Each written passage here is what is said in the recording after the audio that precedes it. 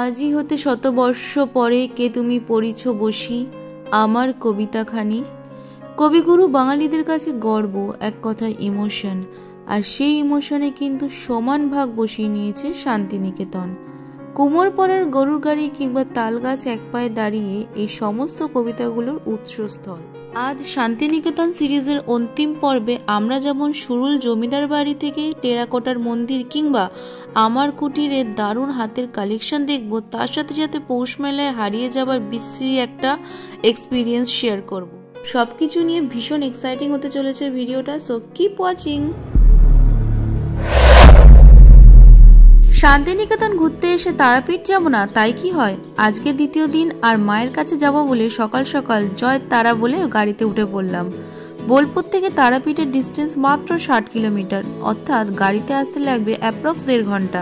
আমরা হোটেল থেকে গাড়ি বুক করেছিলাম, যেটার প্রাইস লেগেছিল 4000 টাকা যাওয়া আসা প্লাস ওয়েটিং, যেটা আমার মনে হয় ঠিকঠাকই ছিল।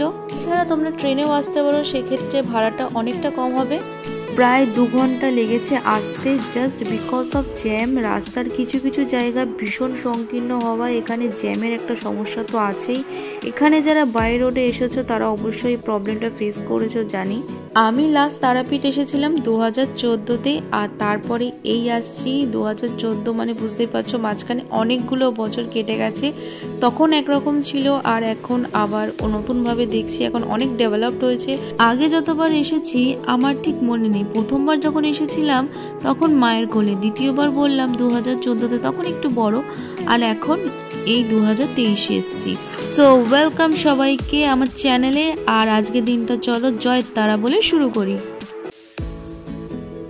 দিনটা ছিল 24 ডিসেম্বর আর রবিবার, ছুটির দিন, যার ফলে আজকে মন্দির প্রাঙ্গণে প্রচুর ভিড়।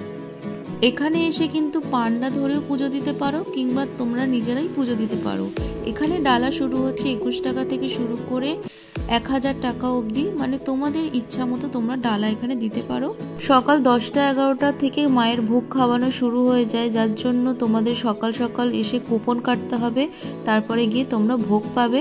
এখানে 2 ধরনের লাইন পড়ে, ভিআইপি আর জেনারেল। এবার ভিআইপি লাইনের ক্যাটাগরি আছে 300, 500 এবং 1000, যার আলাদা আলাদা সুবিধা আছে। মায়ের কাছে এসে ভিআইপি লাইন হয় বলে আমার মনে হয় না, তবু মা আর মাসির জন্য আমরা 300 টাকা লাইনে দাঁড়িয়েছিলাম এবং পান্ডা ধরেছিলাম, যার ফলে পুজোটা খুব তাড়াতাড়ি আমাদের হয়ে গেছে। আরও আগে হয়ে যেত, কিন্তু যেহেতু মুখের কাছে এসে দেখি 12টা বেজে গেছে, আর 12টা বেজে গেলে মায়ের ভোগ শুরু হয়ে যায়, তাই জন্য আমাদের 1-1.5 ঘন্টা আরও ওয়েট করতে হয়েছিল। কিন্তু তারপরে খুব তাড়াতাড়ি স্মুথলি আমরা পুজো দিতে পেরেছি খুব শান্তিপূর্ণভাবে। কোথাও ঘুরতে গিয়ে আমার মা কিছু কিনবে না সেটা হতে পারে, তো এখানেই পিতলের দোকানটা দাঁড়িয়ে মা একটু কিছু কেনাকাটা করে নিয়েছিল। আর তারপর সবাই মোটামুটি একটু কেনাকাটা করে চলে আসলাম আবার গাড়িতে। এবার যাব আমাদের হোটেলে। আজকেই ভেবেছিলাম সাইট সিনটা কমপ্লিট করে নেবো, কিন্তু আজকে তো আর হবে না। দেখতে পাচ্ছ ফিরতে ফিরতে কেমন সন্ধ্যা মতো হয়ে গেছে। সো আজকে যেহেতু 24 ডিসেম্বর আর আজকেই পৌষ মেলা শুরু হচ্ছে, তো আজকেই আমরা চলে যাচ্ছি। আমি জানি ভিডিওটা অনেকটা লেটে আমি পোস্ট করছি, কিন্তু কি করব বলো, ভিডিও এডিট করে উঠতেই পারছিলাম না। হোটেলে এসে একটু ফ্রেশ হয়ে খাওয়া দাওয়া করে আবার একটু বেরিয়ে পড়লাম। এখানে আমাদের হোটেলের অপোজিটে একটা দোকান আছে, ওখানে গিয়ে একটু রাবড়িটা টেস্ট করলাম, দারুণ খেতে ছিল, দুর্দান্ত ছিল। এরপরে আবার ট্রাই করলাম ওরিও শেক, যেটা কিন্তু আরও ভালো ছিল খেতে। এবার আমরা যাচ্ছি পৌষ মেলার দিকে। এবার পৌষ মেলা যেতে কিন্তু বেশি সময় লাগে না, হেঁটে 10 থেকে 15 মিনিট। কিন্তু যেহেতু মাসির একটু পায়ে ব্যথা ছিল, তাই জন্য আমরা দেখছিলাম টোটো করে যাওয়া যায় কিনা, কিন্তু টোটো এখানে সমস্ত বন্ধ।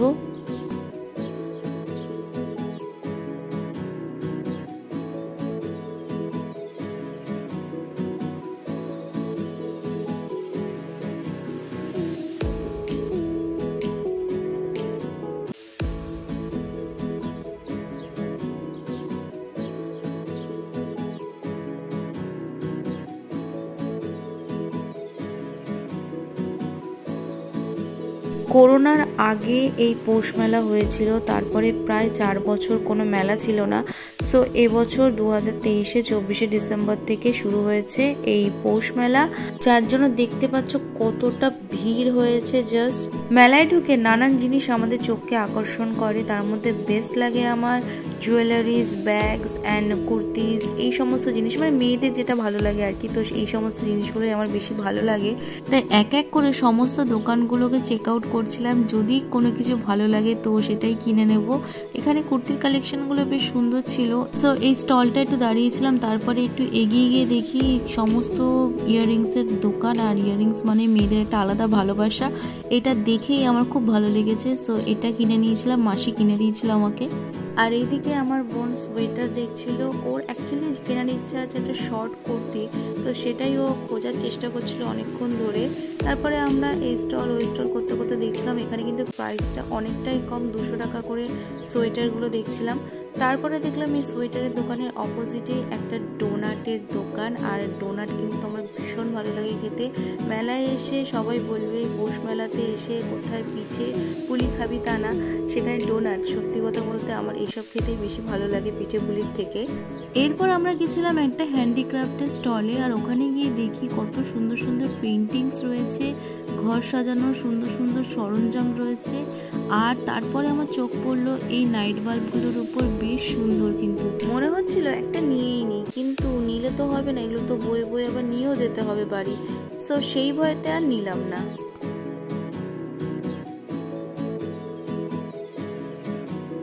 বাঁশির আওয়াজ শেষ হতেই পেছন ঘুরে দেখি ওরা কেউ নেই, সবাই কোথায় চলে গেছে।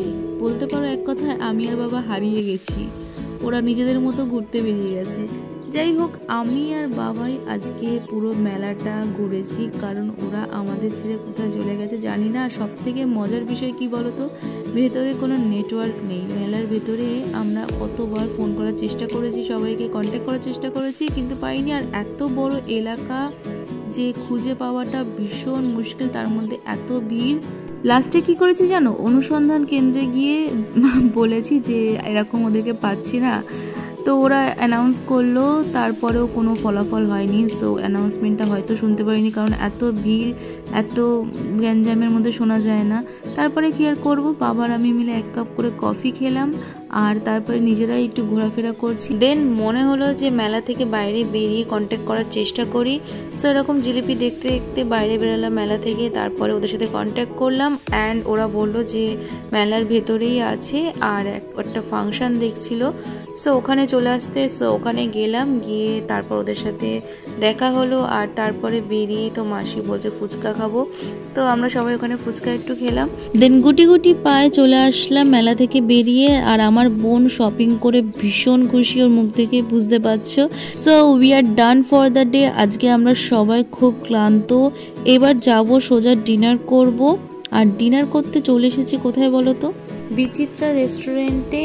আর এই রেস্টুরেন্টটা কিন্তু আমাদের চিত্রা লজের একদম কাছে। সো অনেকদিন ধরেই শুধু ডাল ভাতই খাওয়া হচ্ছিল। সো এবার ভাবলাম যে আর ভাত খাবো না, একটু বিরিয়ানি ট্রাই করি। সো আমি আর বোন চলে আসলাম রেস্টুরেন্টে, আর এসেই অর্ডার দিয়েছিলাম বিরিয়ানি। বোন যেহেতু ভেজ খায় তাই জন্য ও ভেজ বিরিয়ানি অর্ডার দিয়েছিল, আর আমি দিয়েছিলাম চিকেন বিরিয়ানি। চিকেন বিরিয়ানিতে লেগ পিস দিতে বলেছিলাম, আর প্রথমেই দেখো আমার হাতে কি পড়লো, এরকম একটা হাড্ডি। তো এখানে মাংস ছিলই না। বিরিয়ানির টেস্টটা খুব একটা ভালো ছিল না, কিন্তু প্রাইস অনুযায়ী বলবো ঠিকঠাকই ছিল। প্রাইস যেহেতু 120 টাকা ছিল, so taste wise it's average. আজকে আমাদের শান্তিনিকেতনের শেষ দিন, আজকেই আমাদের ট্রেনও বটে। সো আজকেই আবার আমরা সাইট সিনও কমপ্লিট করব। চলো দৌড়ে দৌড়ে কীভাবে ট্রেন ধরছি আর কীভাবে সাইট সিনগুলো কমপ্লিট করছি সেটাই আজকে দেখাবো তোমাদেরকে। পুরো সাইট সিনটা তোমরা পায়ে হেঁটেই দেখতে পারো, কমপ্লিট করতে পারো। যদি তোমাদের অসুবিধা হয় তাহলে তোমরা টোটো বুক করতে পারো, বাট আমি বলবো এখানে যে পায়ে হেঁটে দেখাটাই বেশি ভালো হবে। কোমর পাড়ার গরুর গাড়ি, বোঝাই করা কলসি হাড়ি, গাড়ি চালায় বংশী বদন, সঙ্গে যে যায় ভাগ্নে মদন। রবীন্দ্রনাথ ঠাকুর কিন্তু এই কবিতাটা এই গাছের তলায় বসেই লিখেছিলেন। এই জায়গাটার নাম হচ্ছে তিল পাহাড়ি, আর এই গাছটা অনেক বছরের পুরনো। আর এই জায়গাটার নাম হলো তালুধ্বজ। এখানেই রবীন্দ্রনাথ ঠাকুর বসে তাল গাছ এক পায়ে দাঁড়িয়ে সব গাছ ছাড়িয়ে উকি মারে আকাশে এই কবিতাটি লিখেছেন। আর এই যে সে ঐতিহাসিক তাল গাছ। তারপর আমরা দেখলাম রামকিঙ্কর বেইজের অসাধারণ কারুকার্য।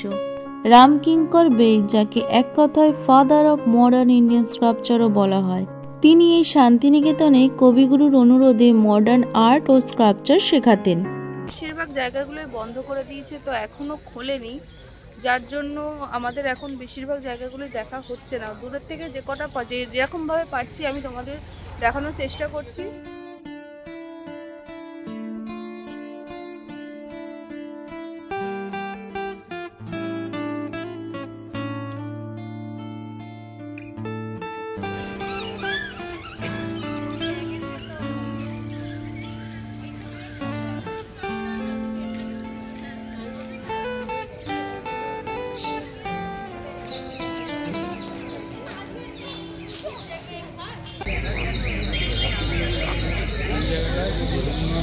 তারকানাথ করেছে ব্রাহ্ম ধর্ম পালন করতো, এরা একেশ্বর জাতি ছিল, এরা কোনো মূর্তি পূজা করতো না। এই ভিতরে যদি তুমি ঢোকো এখানে কিন্তু তুমি কোনো ভগবানের মূর্তি পাবে, পুরো ফাঁকা জায়গা। সন্ধ্যাবেলা বসে তপস্যা করতো। গোড়া উপন্যাসে যে ব্রাহ্ম ধর্মের যে কথাটা রয়েছে, ব্রাহ্ম ধর্মের অনেকটাই কিন্তু এর উপর নির্ভর করছে। একই ঈশ্বর ব্রহ্ম, এটাই বলছে একেশ্বরবাদী। একেশ্বরবাদী, পুরো কাচের ঘরের ভিতরে কিন্তু কিচ্ছু নেই, কোনো ভগবান কিচ্ছু নেই, আমি দেখেছি।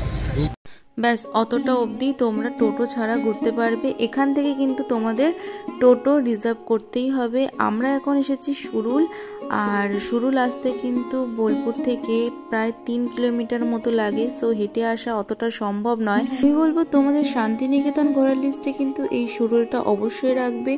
কৃষ্ণহরি ঘোষের পুত্র শ্রীনিবাস এই মন্দিরটি তৈরি করেন মাত্র 18,000 টাকার বিনিময়ে। এই মন্দিরের কাজ দেখার জন্য অনেক দূর থেকে পর্যটকরা এসে ভিড় জমায়।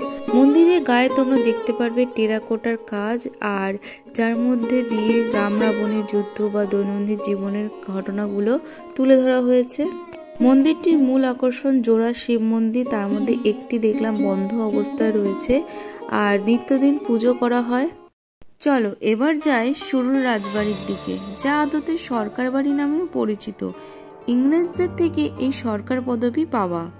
বাড়ির ভেতরের কাঠামোটা অন্যান্য জমিদার বাড়ির মতোই, মাঝে নাট মন্দির রেখে চতুষ্কোণী বাড়িটা। ভাবলে সত্যিই অবাক লাগে, এই বাড়িটা নাকি 300 বছরের পুরনো। যদিও মেনটেনেন্স দেখে বোঝা যায় না।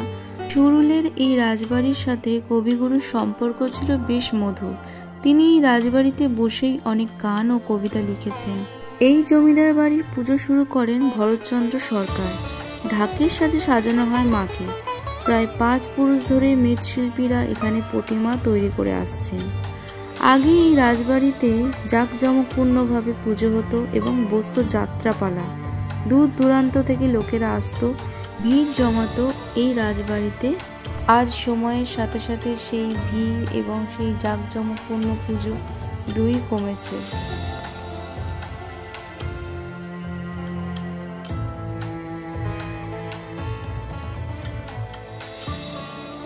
রাজবাড়ি সেরে এবার আমরা যাচ্ছি আমার কুটিরে, আর ওখানে কিছু কেনাকাটা করব।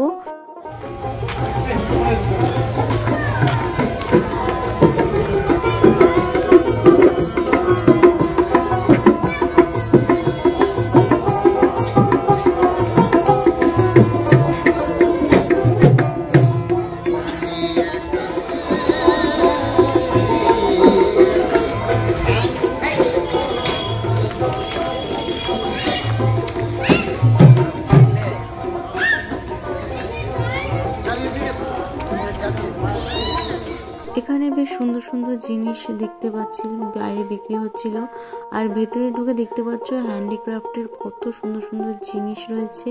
যা দেখছিলাম তাই ভালো লাগছিল। ব্যাগের কালেকশন তো এখানে অসাধারণ, তার সাথে ইয়াররিংস এর কালেকশন গুলো জাস্ট অসাধারণ। আমি তো 4-5টা এখান থেকে কিনে নিয়েছি।